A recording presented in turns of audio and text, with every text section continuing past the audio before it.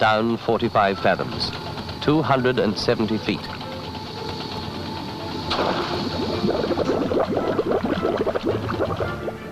Still wearing only helmet and corselet, even down nearly 300 feet. If he gets into trouble, he can throw off his helmet and bounce to the surface.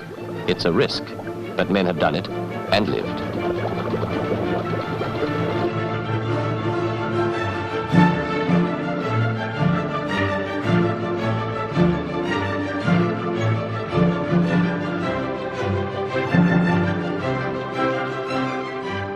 See, they won't attack you going down. They will attack you coming up. You can stay on top there or you go mad. It's pain. And here's just a great big grey shadow slid by. There's a place out there they call the graveyard. I thought to myself, I better chuck this in. I want to stick around a bit longer. It was too bloody dangerous.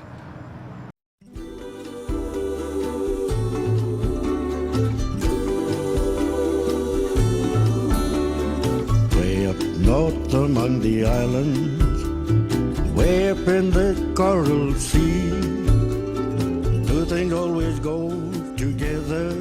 Today, Thursday Island, better known as TI, is the administrative centre of the Torres Straits. For 100 years, it was also the centre of a thriving pearl shell fishery, running a close second to Broome in Western Australia.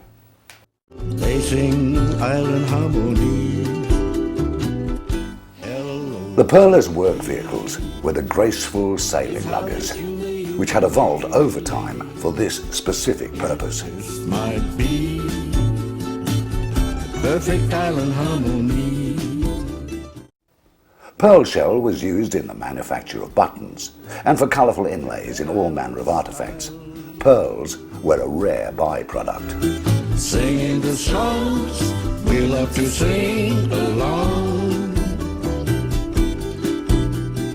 doing the Torres Strait hula.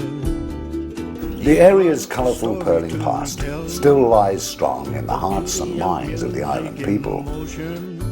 Few natives are without family connections, which they express with pride. This is in spite of the fact that pearl shell diving was the most deadly work in Australia. Figures on the number of men lost are legendary. Those who survive all had friends or family members who were maimed or lost their lives in deep waters. These men's extraordinary experiences were all gained in the last great boom in pearl shelling following World War II. The best archival footage in this era was shot by Len Alcock for the Commonwealth Film Unit in 1960 and narrated by Shan Benson in the style of the era.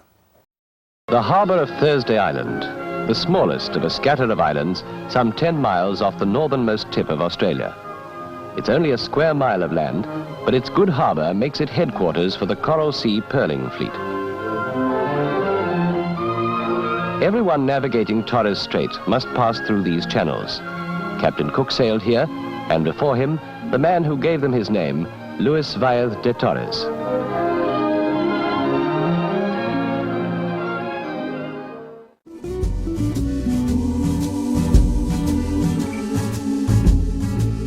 For 100 years, Australia was the world's leading pearl shell producer, having had a small beginning in the 1860s.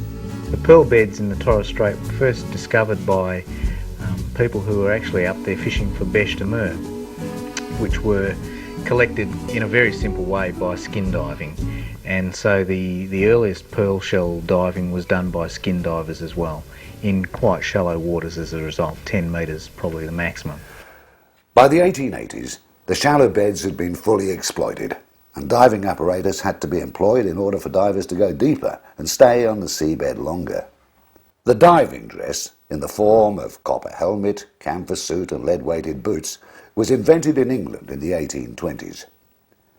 Air was supplied by a pump powered by 2 men turning handles, a primitive machine which survived on some boats till the 1950s. Up until World War II, almost all divers were Japanese. The Japanese arrived in the Torres Strait with a real sense of purpose. They came from a quite poor part of Japan, and they were intent on working hard to try and earn their fortune to go back to Japan as wealthy people. And so they very much worked as a team. They worked very hard. They were prepared to do long, hard, dangerous tasks, and they were much more effective, particularly as divers, than most of the other people who, the whole mixture of people from all sorts of races and walks of life that had made up the diving community in Thursday Island up to that point. Wish me luck as you wave me goodbye. Cheerio, here I go on my way. The Pacific War put an end to pearl shelling for 5 years. Civilians were evacuated from Thursday and Horn Islands, and Japanese nationals were sent south to internment camps. The lugger fleet was dispersed far and wide. When peace returned in 1945, there was pent-up demand for shell, and the beds had been spelled for 5 years. The future looked promising. Born in Tasmania in 1924, Dick Sonners represents the adventurer type of pearl sheller. Following 5 years in the Merchant Navy and with the American Small Ships Division, Dick entered the industry through a chance encounter in Townsville in early 1946. And I met this fellow who was a professional diver. He'd done experimental Navy work before the war. John Childs, well known. He said, look, if you've got any money, he said, buy a boat and get up to Thursday Island and get stuck into pearl, learn to do the pearl shell trade. He said the Japanese ran the industry before the war, and he said, of course, now they're out of it, and it's up to us. He said, we're at the, on the first rung of the ladder in a brand new industry, and there is a market for mother of pearl shell. So that really appealed to me to get back into small craft, sailing craft. The Lockhart River Mission was selling their lugger. They had it replaced with a brand new vessel called the Torres Herald, which is very well known in northern waters of Queensland. It was an old pre-war lugger belonging to the Sinclair Company of Thursday Island, and had no provision for an engine in it. It was just strictly sail. Without an engine in his lugger and using only an old hand-operated air pump, Dick's chances of a successful pearl shelling venture were limited. Dick decided to sell his lugger and take up an offer of a trip to China. Meanwhile, others had been more successful. Freddie Chin Soon of TI. He is the first diver out of Thursday Island in '46, a mechanised diver with the old established air compressor and all that. I think he worked for the Bowden Company, and I think his lugger was the Minerva. And just before I left to go to China, he came in with over 2 ton of shell. Well, that really created news on Thursday Island. And I wondered at the wisdom of myself from selling the lugger to just to do a trip, you know. And I didn't realise, because I'd only been getting a few hundredweight every neap. But I was only learning. I was a real rookie. The ukulele waltz at the Mangrove Hotel. I remember. Winner of numerous national awards, including 2 arias, Seaman Dan is a man of mixed Jamaican, Polynesian and Melanesian heritage who has gained recognition as a singer-songwriter of island and maritime songs. However, at the age of 19, his ambitions were quite different. I don't want to be decky all the time, all my life. After I'd put the helmet on, and when I got the opportunity to put the helmet on, I grabbed it with both hands and I said yes. 1949 I was skipper of a pearling vessel. Wrench Mills was born to be a diver. His grandfather, James Mills, was a Samoan who arrived in the Torres Straits in the 1880s and took up pearl shell diving. He settled on Nagi Island and eventually owned a small fleet of luggers. Most of his 8 sons became head divers and skippers. Wrench followed in the family tradition, working his way through the ranks to become skipper of the lugger Fenia at the age of 23. And you don't want to go on the boat as a crew. You want to be a skipper on the boat, you know. You could be somebody, you know, on the boat. So that's where we all try our best, you know, to be a skipper and do something worthwhile, you know. While seeking the reason why so many divers died, we need not look too far. And Wrench has hinted at it already. But it was a race. Everybody was in it.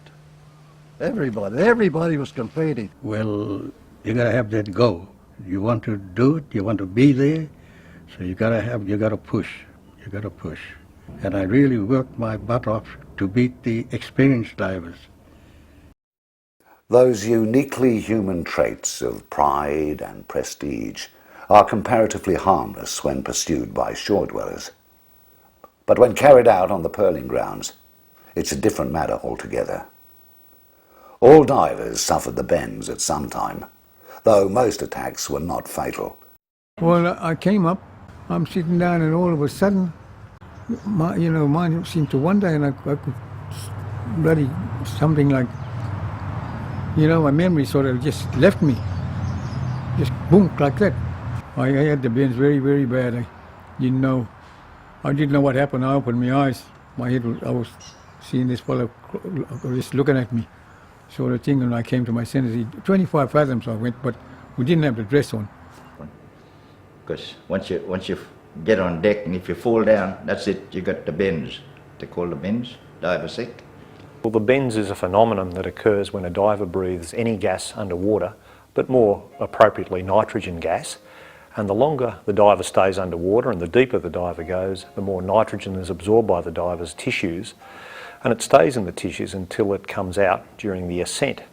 Now, if the diver stays too long or goes too deep, that nitrogen comes out in the body in the form of bubbles. It comes out of solution, and that actually forms in the joints of the body, and that's where the diver then reacts by bending their arms and legs into a contorted position because of the immense pain, and that's where the disease gets its name from. It's the bends. In the early days of dress diving, the death toll was frightful. In the worst year, an estimated 10% of divers lost their lives. In the 1893 season, 25 divers died at the Darnley grounds alone, which were the deepest and deadliest grounds in the Straits. They certainly lost a lot of divers. They were diving at a time when diving wasn't a well understood science. They didn't understand decompression very well. I think the Japanese in particular weren't willing to understand what was known of diving science at that time. Most of that knowledge came from the British Navy, probably wasn't passed on to the Japanese divers particularly well, so they learned by trial and error. They came from a part of Japan where life and death was pretty commonplace, I suspect, and they weren't so worried about losing lives along the way as perhaps we are in the modern world. And a lot that died from the bends, well, they're buried at the cemetery there, full of them. Yeah, if you go there and you see the grave, it's unreal. Then you got some of the islanders that came from Pacific Islands. They come from Lifu, Yeah. Tana, a place called Tana, and a few other places.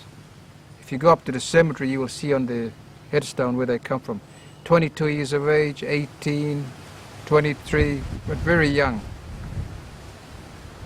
in those days.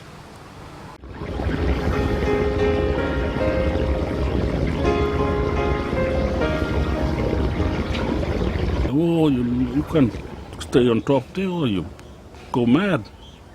It's pain. When you get both legs, move. And besides, when you get two hands, oh, not good. And the only way to get relief is to go back into the water under pressure.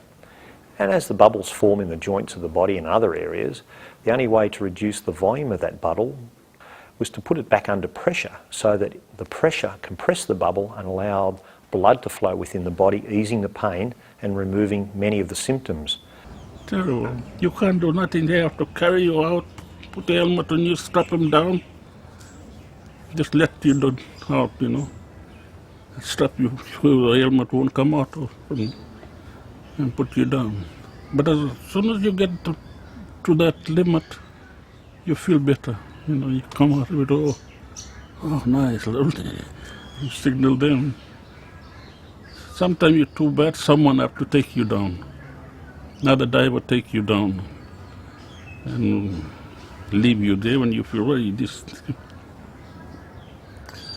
So he leave you there and they go out. Yeah.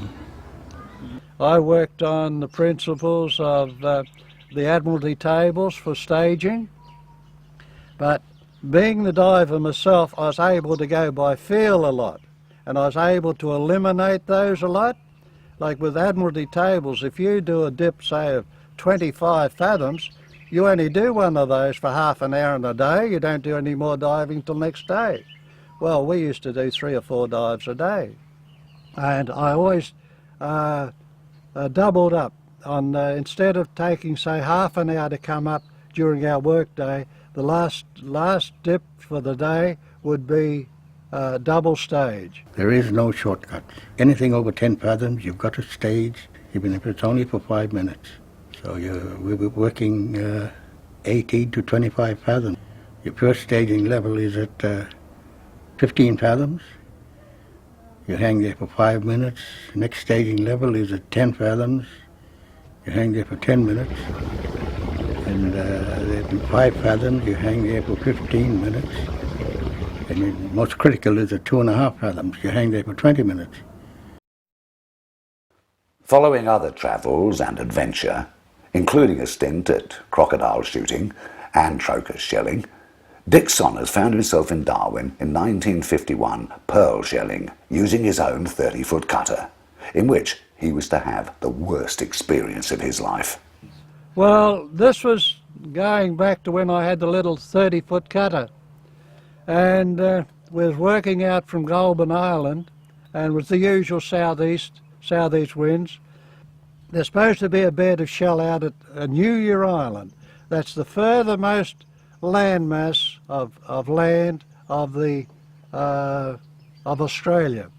And all right, I went down there in about 24 fathoms of water, and it was very heavy. I could feel the pressure, and I got on the shell, picked up quite a quantity of shell, 300 or 400 weight in the couple of hours was there, and but the winds increased, and there was no decent anchorage there. It was open ocean. There was no anchorage there. And so we came right back, and I think we got in behind a little island called McClure Island. It's out from the coast of the Croker Island. And we sheltered there. And while I was there, I started to feel these pains in the shoulders and that, and until they got severe. And it was just coming on dark. I had to go on stage. But with staging, to get rid of the nitrogen in your bloodstream, the nitrogen bubbles, you had to go back to the same pressure where you got sick from. Well, that was 24 fathoms out at New Year Island, and it was too rough, and it was black at night.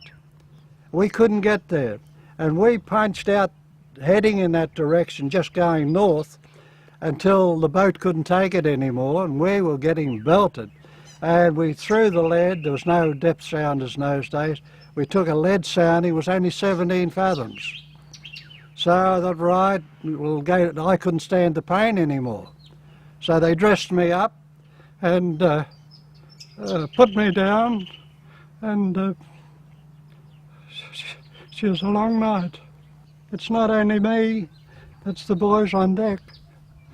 You see, they're putting up with that weather, and they've been bucked and tossed around, and they're hanging on to me.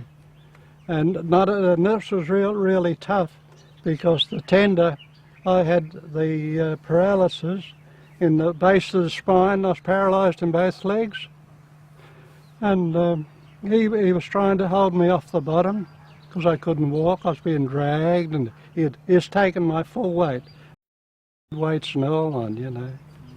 From the night before, from about, I think, time they put me down at 9 or 10 o'clock at night, through to the following evening. I was being staged. Wrench Mills was highly motivated to maintain his prestigious position as head diver and skipper of the lugger by lifting a lot of shell. He was obviously pushing his luck. He has vivid memories of one particular night in the Gulf of Carpentaria, which demonstrates one of the dangers of diving with helmet only. I was sick almost every night, with my two legs, arms, and the bend. So I went down that night. They put me down that night. And I went down with this anchor rope.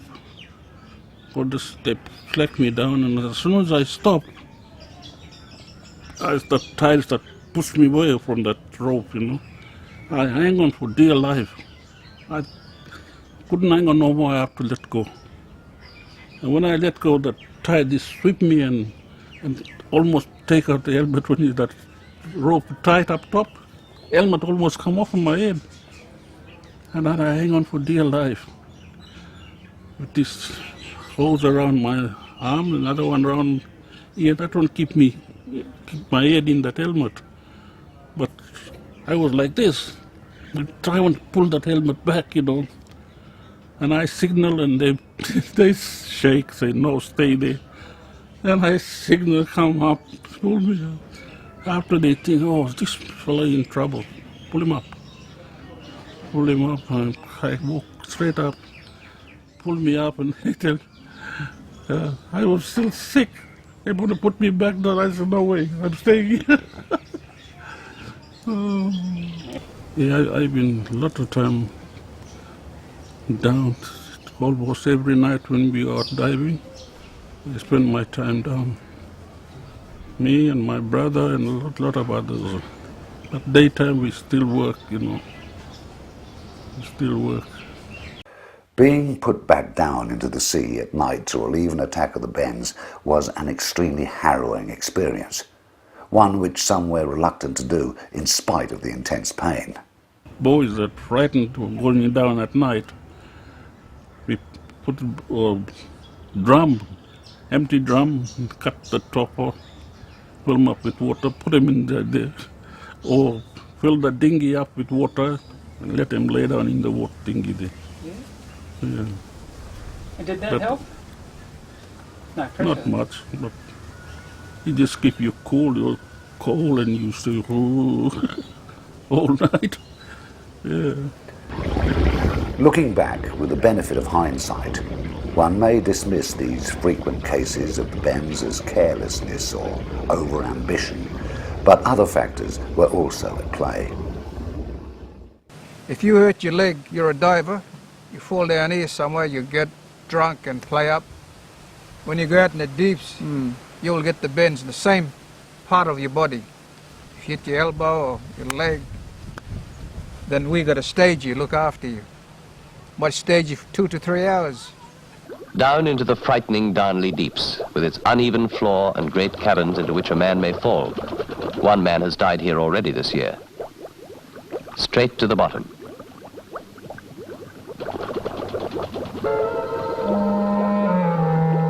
There is danger here, but worst of all, the water itself. Its pressure kills.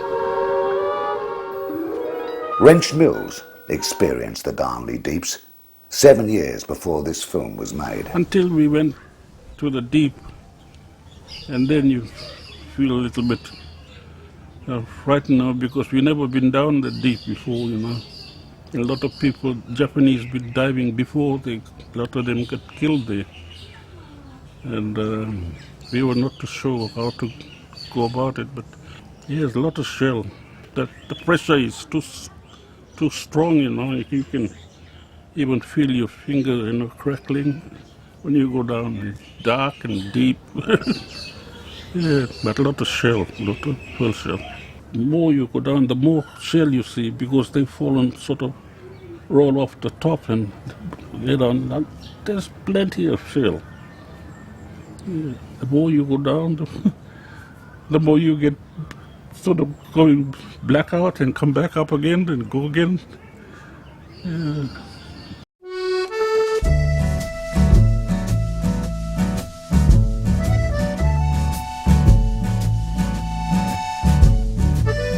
And the word narcosis means drunkenness or stupor. And what happens is, when the diver breathes air, 80% of the air is composed of nitrogen. And nitrogen affects the diver depending upon the depth you go, but from 30 metres or 4 atmospheres and beyond, it gives the diver a mild, pleasant, drunken sensation. All is really okay with the world, and it's quite a happy, euphoric place to be. And if the diver still continues to dive below 40 or 50 metres, then what it can affect is the lower nerve centres of the brain. In this area, in fact, the diver loses inhibitions, can even forget what they're doing, and can form a sort of drunkenness or stupor. I went down 60 fathom, and as far as I went, because we didn't have rope. We only have our lifeline is 60 fathom, and I went down that far, but they have to join up another rope, because I was still going down, and they stopped me, stop, pull me back up, you know. If you think that at 50 metres the effects of nitrogen narcosis can be specific, if you think of about 50 fathoms or 90 to 100 metres, then the effects can be actually fatal. And very few people will ever survive an exposure of nitrogen narcosis to that depth. Only today they dive to those depths when they're supported by underwater wet bells, they're supported by dry bells, and the decompression is undertaken in a lovely deck chamber where all of the pressure changes are controlled in an exacting environment. There's a life support technician, and the divers have environmental controls of temperature. Their gas is filtered, it's far better than it was in the old days, and they have adequate supplies of gas to breathe. When one looks at what the early pearl divers did, the equipment they had, going to 50 fathoms is a fantastically dangerous thing to do.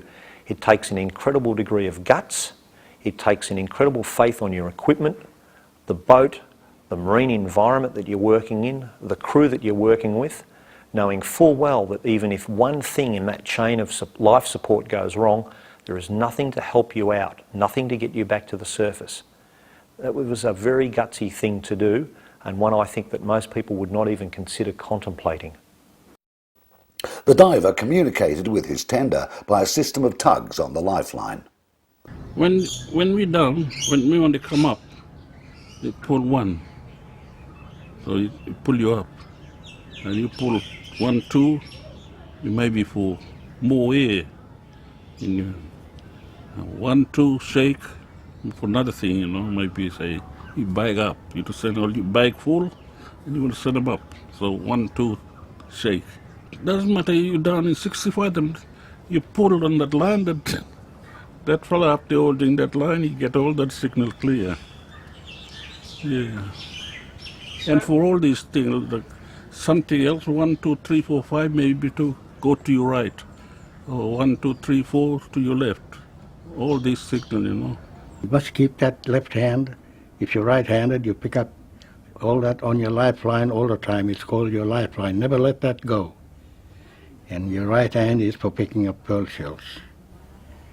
So you've got to be very careful what you do, because you've got all your lead weights on your corselet, and the helmet is heavy enough to tip you over. And once you get tipped over, all the water comes into your helmet. And you got to let the helmet go and start swimming for the surface. But the tender is the chap that holds the lifeline, diver's lifeline. He's responsible. And the stern tender is responsible when the stern diver is not there. Stern diver is the skipper of the boat, and stern tender is the second in charge. Then you got your forward diver and your forward tender, like that, you know, they got.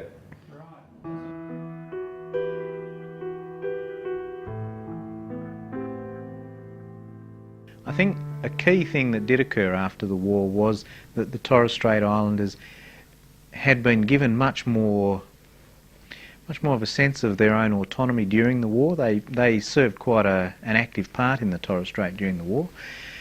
And so after the war they took a much more active role in the industry, and so the islands each started fishing rather more seriously, and we saw the emergence of some.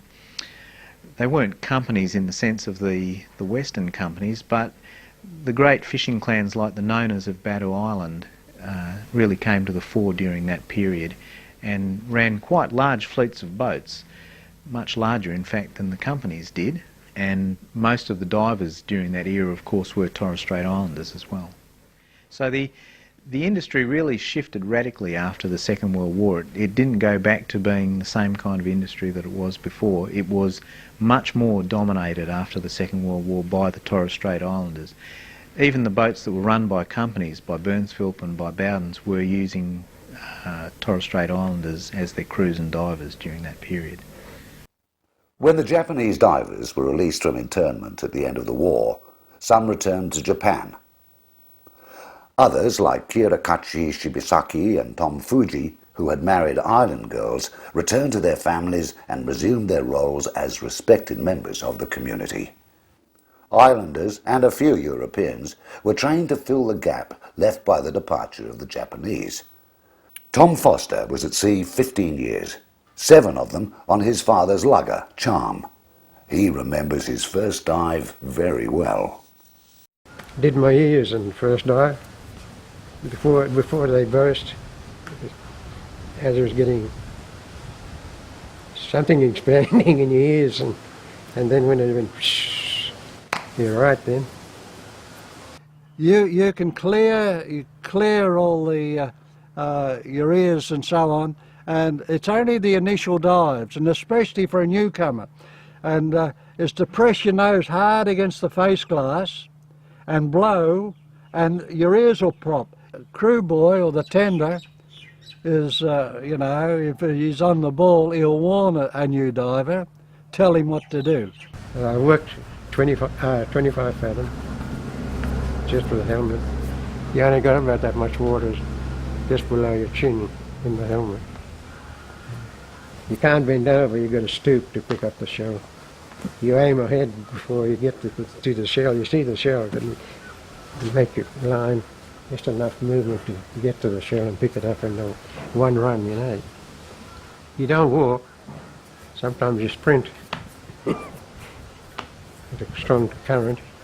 Tom was diving with helmet and corselet only, without the cumbersome canvas suit and lead boots. This was an innovation introduced when the islanders took on most of the diving following World War II. It allowed the diver much freer movement when collecting shell. It also allowed the diver to throw off the helmet should his lifeline or air hose become fouled at the bottom. But it also had disadvantages. A young diver lost his life. He slipped out of the helmet. Not like in the suit, you're strapped in, you can't come out. But with the helmet and corselet, anything happens like that, you can just slip out of your helmet. And he must have had a heart attack or something underneath. And he slipped out of his helmet. And we went looking for the body. There was 30 pearling vessels working in the same area. It's a big area. And we couldn't find his body.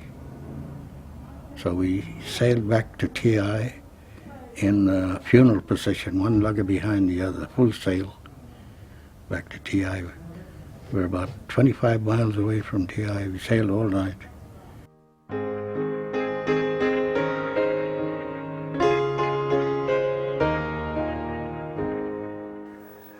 The number of luggers engaged in the Queensland pearl shelling industry peaked in 1904, when 350 vessels were registered. Now, almost faded from collective consciousness, the pearling industry was an extremely colourful but often tragic facet of Australian history. Fantastic tales of divers' bends being taken by sharks and giant gropers, divers having their feet caught in giant clams, stolen pearls and murder were great fodder for novelists. But a number of more scholarly books and at least 2 movies have been based on the industry. The best known is the 1953 movie King of the Coral Sea, directed by Lee Robinson and starring the inimitable Chips Rafferty, with a young Bud Tingwell and Rod Taylor. It features the best footage available of authentic working luggers racing under full sail. Come on, use him! You'll never make me back to Sandy Island! Knock you off the mill! Sorry, Palicio!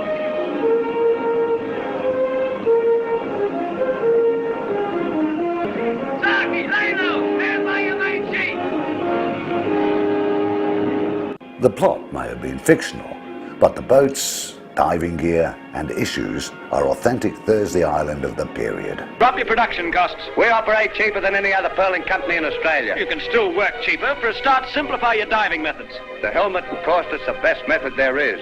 We've proved that in the past. In the past, yes, but now... Thursday Island's the only area where the helmet and costless used, and we still take the most shell.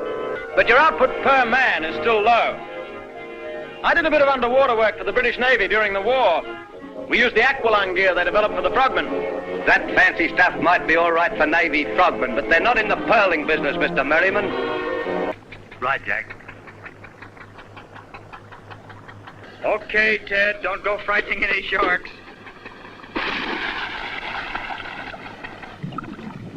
You gotta keep straight up and down in this gear, otherwise the water will shoot up inside the helmet. Dangerous. It's the safest and fastest method of shell diving there is, Mr. Merriman. If the diver gets into trouble, he can slip out of the helmet and swim up. In deep water, you've got to be very, very careful. Another diving innovation was the half-dress, which was a canvas diving suit cut off at the waist. This combined the advantage of the buoyancy of the full suit with the mobility of diving with helmet only. I've seen maroon divers, they use the full suit over there. It's cumbersome. You get dragged behind the vessel and you just pick up the shell that's in front of you.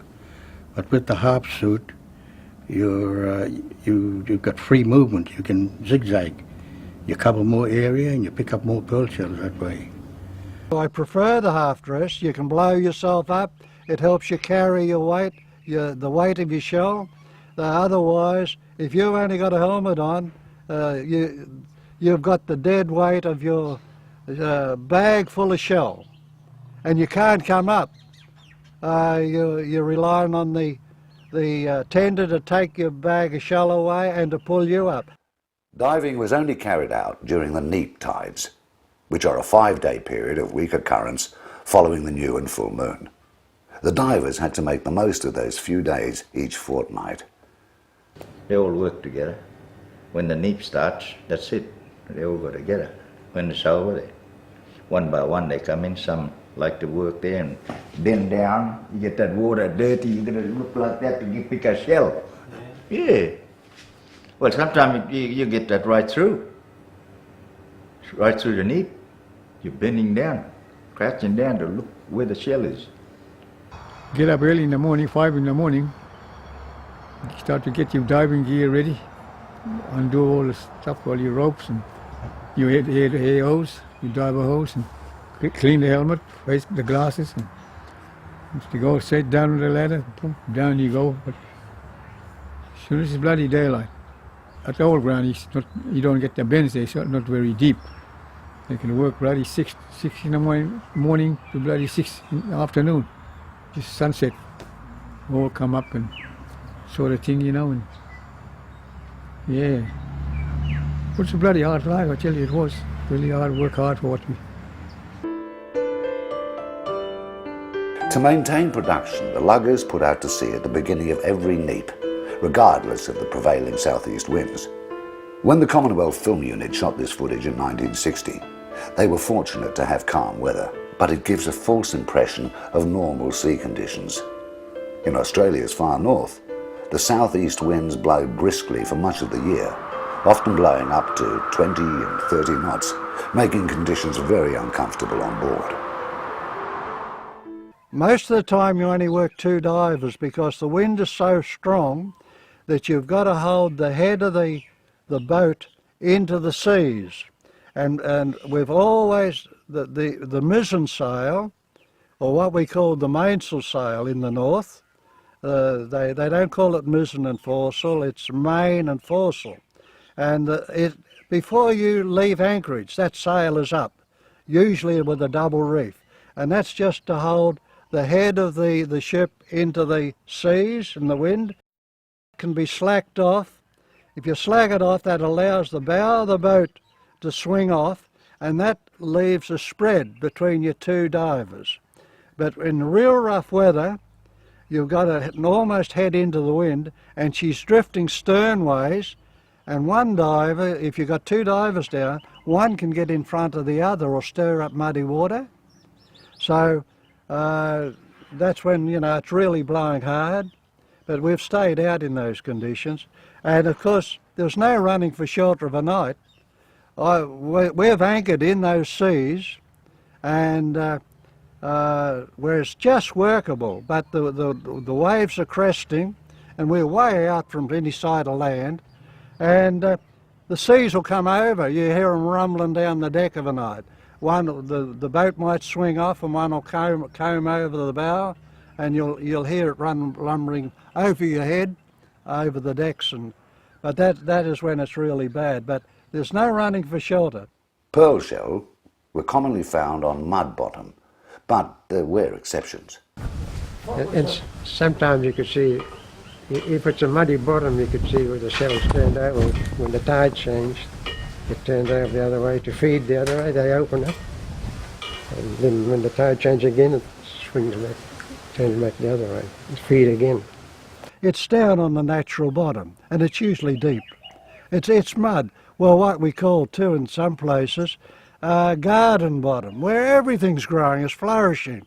There's seashells, there's bailey shells and helmet shells, and there's sponge and whip and fan, and there's pearl shell amongst it.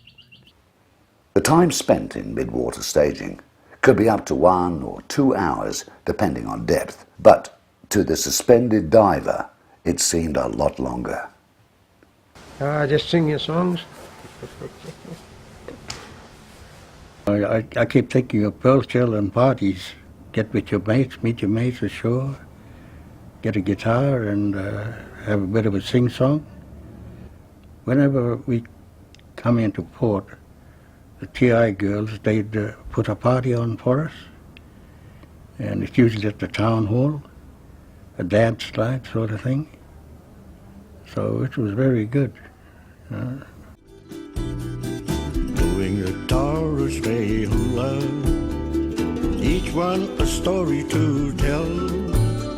The beauty of music in motion, and that sweet, sweet frangipani smell. Cesar, Ina and Rita, swaying as they sing along.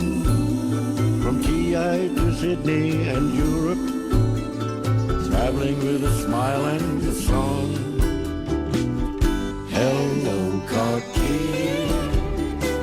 is how they tune the ukulele. It just might be perfect island harmony, making me smile.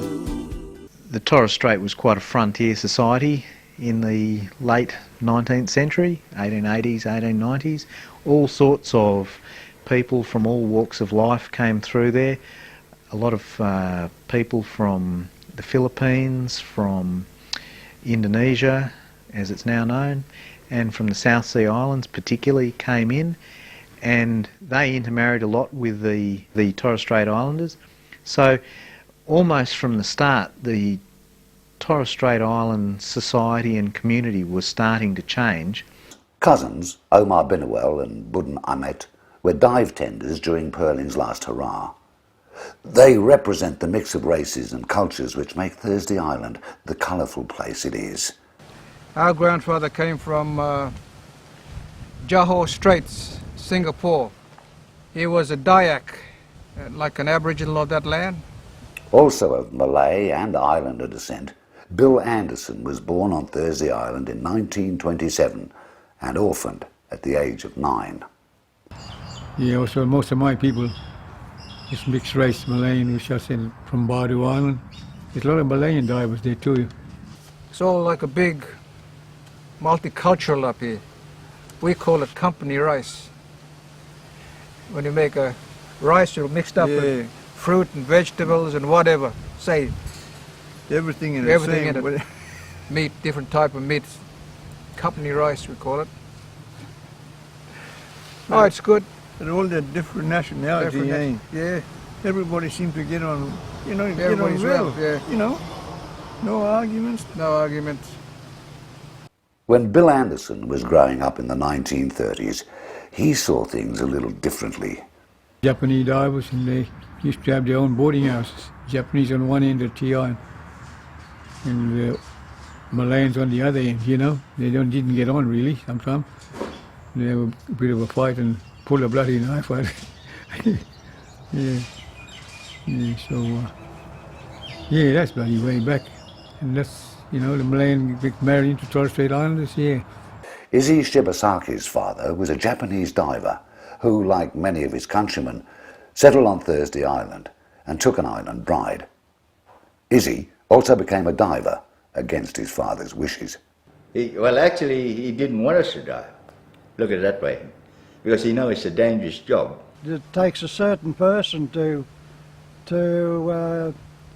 adapt. You've got to be very tolerant, and yet with a crew you've got to be very firm too. There can only be one skipper on a boat.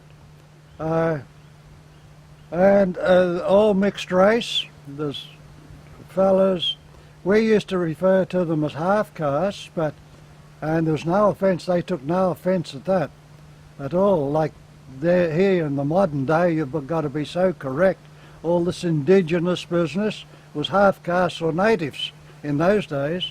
You're living and sleeping and eating on a limited area of boat. Well, I had a 30-foot cutter for about 4 years, and then a lugger of, say, 53 foot she was, and I would have, say, a dozen of a crew, all mixed race of the world.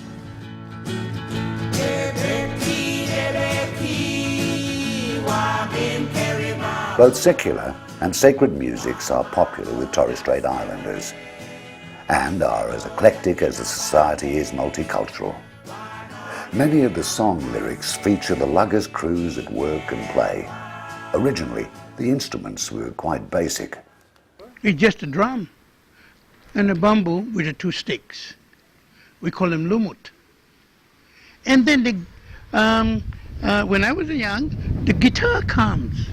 Guitar was made by, the first guitar was brought from here by Nabil Cuddy.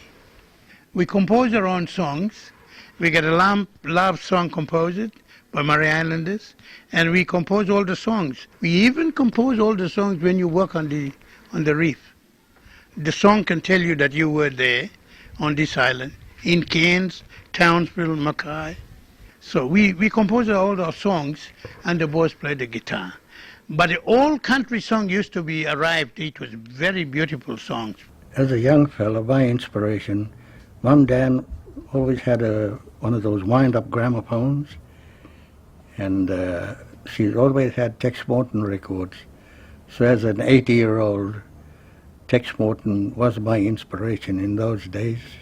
Charlie Abbott is a good guitar. He plays a Hawaiian guitar. He was another inspiration for me. This was when I was a teenager then. Oh, sailing the southeast wind. Oh, Sageru Bandu. Oh, Sageru Wagwamli. The typical Thursday Island pearling lugger, built prior to 1940, was a fine sailing craft. In the early days, sailing races were held regularly. This silver cup on display at the Horn Island Museum was won by the Charm, owned by Tom Foster's grandfather, Thomas Farquhar. By the 1950s, most luggers were fitted with motors, with sails used as auxiliary power and for keeping the bow up to the wind as the vessel drifted over the grounds. On one occasion, the Grafton's motor broke down off Deliverance Island, forcing Seaman Dan to sail the 85 miles back to Thursday Island. And her speed under full sail would have been 9 knots, and it's pretty fast for a pearling lugger, because they built and designed as a working vessel, not as a racing vessel. And she was a good fast sailor. I found that out. That's the only time I've had to use all the sails. But it was an exhilarating feeling. You hit the sea and you get the spray all over the deck, and it's a wonderful sensation. You know you're alive. Yeah.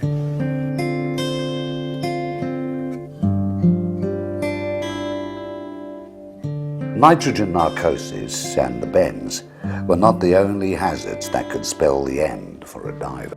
Out in the Darnley Deeps, outside of a place, Calico, Sayo, Kenoki, Small Mary, and there's a place out there they call the Graveyard.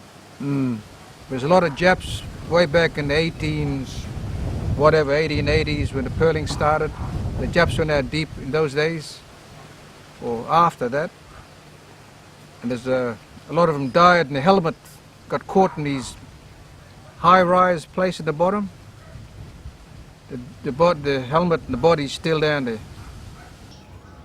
Well, it's the danger down the deep there. It's that reef, underwater reef. And if you see that reef, sometimes you don't see them until you're almost under that place, or you feel your lifeline grind. You know it's that coral up on the reef. Sometimes you don't look at the reef, but you feel that lifeline. You always tight, get pulled back. So you know something wrong come up. So they pull you up until you see the reef, then you signal left or right and go back down again. By the use of signals, Wrench was able to direct the lugger away from the reef. But in earlier times, when luggers were without engines and at the mercy of the wind and tide, death by snagging on an underwater reef was far more common. The current would drag them under the reef, and then they get caught there, and then the air hose would snap, their lifeline would snap, and that's their coffin. That's happened to a lot of divers there in the early days. If I had a diver's helmet, I'd take my helmet off to them. They were very courageous divers. They were experimenting. They opened the road for us younger divers. Superstitions are a maritime tradition. Some you can't do this, you can't do that, and some of them you can't go diving unless you say a prayer before you dive, that sort of thing. Never sail on a Friday. That was one. That was the main one. What we could do, if we was this is in TI particularly and Darwin, but in TI there was more of them, and they could put up a weightier argument, but I went along with it. What they could do, and they did among themselves, the Torres Strait Islanders was in charge, and all the family affair on the boat, was if they wanted to sail on the Friday, they're catching tides or was important, they would pack up, they'd bring the dinghy, tip the dinghy up, lash it all down on deck, everybody on board, all set to go on the Thursday evening. And then they'd go and anchor. They'd steam off, all sail up, and they'd go and anchor somewhere. And they've started their voyage. And then from there, they could continue on Friday. But they wouldn't leave Thursday Island on a Friday. Well, I carried on the same in Darwin. We never left on a Friday. You could anchor around behind the point and then carry on from there. It worked. I never got into it. I didn't have a shipwreck.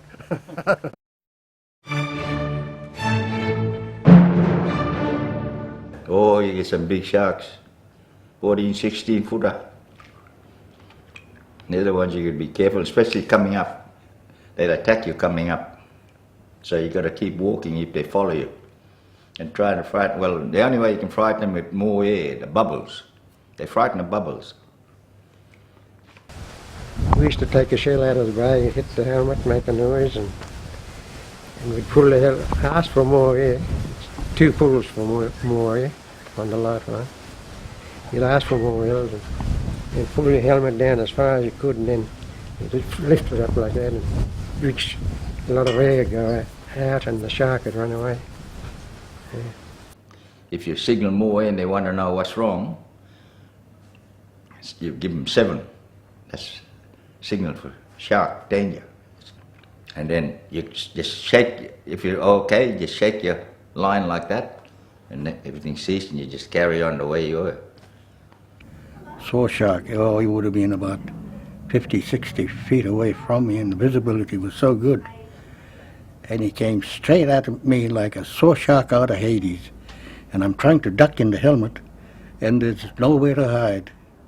He came straight at me, and I'm sweating in the helmet. And about 20 feet away from me, about 10 feet, he stopped abruptly, turned around and swam away. I was only down there for half an hour. I had to come up on deck. I was shaking. They talk about sharks and gropers and stuff like that, and there's snakes underneath there too. Well, I used to catch them when they come near. They'd go for the helmet too. They'd come up from the bottom, bang on your face glass and give you a fright. So I used to catch them and tie them in a knot and then let them go. And when they surface, when they swim to the surface, and the way they look, that's the way the wind's going to come tomorrow. And it's always right. The pearling fleet comes into Thursday Island, where Francis Sabatino's lugger is tied up to unload a record haul, 22 tons of gold lip and silver lip. The rigging is hung with oyster flesh cut from the shells.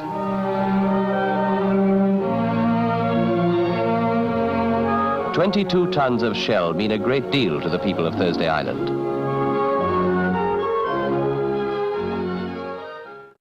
Omar Binawel was forward tender on the Antonia when this segment was filmed in 1960. One of the deep gun divers I work with, his name was Francis Sabatino, and I worked on a pearling lugger called Antonia, A99. It was 1960. We picked up 75 tons. We broke the record. And his cousin, Byros Samuel, Uncle Byros Samuel, he picked up 65 tons on the pearling lugger Anarchy. The deepest we worked then was 50 fathoms. Out in the Darnley deeps. This increase in catches was not due to an increase in shell stocks, but to improved compressors and working methods. The demand for shell was underpinned by its use in the manufacture of buttons. By the late 50s, plastics were making rapid inroads into this market. The downturn in the early 60s caused luggers to be sold off or laid up and neglected. Fortunately for some operators, pearl culture farms were being established in the area. The requirement for live shell to stock the pearl farms kept a reduced number of luggers in employment through the 1960s. The final blow to the industry occurred in March 1970, when the oil tanker Oceanic Grandeur struck a rock near Thursday Island. Though not a large spill by world standards, the oil, and particularly the detergents used to disperse it, was blamed for a disease which caused huge mortalities on the pearl farms. Only 2 farms survived the epidemic, and today the brood stock for those farms are bred in hatcheries. The ukulele waltz at the Mangrove Hotel. I remember the music so well. We'd all be ashore when springtide arrived. Instead of the ocean, the dance floor we'd ride. There was a bassman and mandolin. In spite of the hardships, the men involved look back on the pearl shelling era with a great sense of pride at being involved in that colourful past, which the islanders so strongly identify with today. Some of those men in those days, they were big men. They were big, yeah. Strong men. Some of the things they'd done, you wouldn't believe it. They could lift up a sack of pearl shell, no problem. Put it on their back. Nobody couldn't stay home that time. No. You couldn't stay home. That's the only job you got. When you were young, I said, when you were young, you take anything that comes along. I was never, I was always look for work. I never been on a bloody dole in my bloody life. As I just said, when you're young, you go and you look for work and whatsoever, and yeah, bloody enjoy it. The money was small, the wages was bloody small. Oh, we enjoyed ourselves. We enjoy our life. Never arguing. We taught discipline, respect the elders, how to take orders, how to look for food. In those days, everybody together, one big family. It was a right. Everybody was in it. Everybody was competing, especially in Darwin. Sometimes you can stay for 6-7 hours. It all depends how bad. Then you got to work early hours in the morning again. You might have 2 hours sleep. That's what I say. We were men in those days. Wooden ships and iron men. Being with my old mates, we talk about the old times, the old days when we were young, and we have a big laugh. We talk about our near fatalities and our lucky escapes, and we laugh about it. I can't tell you why we go back, but I really enjoy the time you work on the boat. Good and hard, good and hard, good and hard. It's terrific, wonderful way of life. Yeah. I wish I was younger, mate. I'd go and have another go. Yeah. It just might be perfect island harmony.